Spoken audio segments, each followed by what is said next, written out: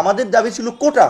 এখন আমরা DC office আমরা চালাবো, এসপি অফিস আমরা চালাবো, সচিবালয়ে বসে ডিসি নিয়োগ আমরা দেবো, এসপি নিয়োগ আমরা দেবো, সচিব নিয়োগ আমরা দেবো।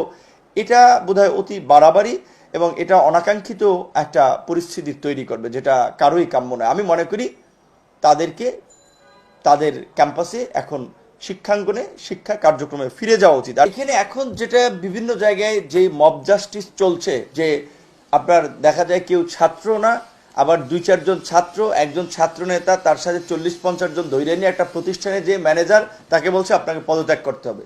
কোনো ব্যাংকে গিয়ে বলছে যে আমরা ওই আহত ছাত্রদের সহযোগিতা করতেছি, বন্যার্থদের জন্য ফান্ড তুলতেছি, আমাদেরকে আপনার সিএসআরএস থেকে আমাদেরকে 1 কোটি টাকা দেন, আমাদেরকে 10 লাখ টাকা দেন, আমাদেরকে 5 লাখ টাকা দেন। মানে একটা হরিলুট বলতে পারেন, কিছু এটা চলছে। এখন কে করছে, কোথায় করছে, কে কার দায় নিচ্ছে, সেটা কেউ নিতে চাচ্ছে না কোথাও। এইটা কেন হচ্ছে?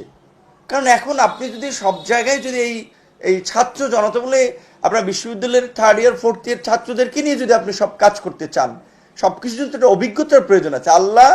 আল্লাহ নবীকে, ইসলাম ধর্মের প্রবর্তক, বিশ্বের সর্বশ্রেষ্ঠ মহামানব, তাকে নবুয়ত দিয়েছে 40 বছর বয়সে। সব কিছুর জন্য তো একটা ম্যাচুরিটি, একটা অভিজ্ঞতার দরকার আছে।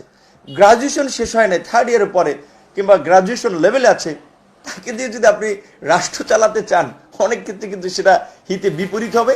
এবং এখন অনেক ক্ষেত্রে তাই হচ্ছে। রাজনৈতিক দলগুলো এই বিশেষ করে অনেক ক্ষেত্রে এই ছাত্র আন্দোলনের নেতৃবৃন্দ অনেকে মুখোমুখি দাঁড়াচ্ছে।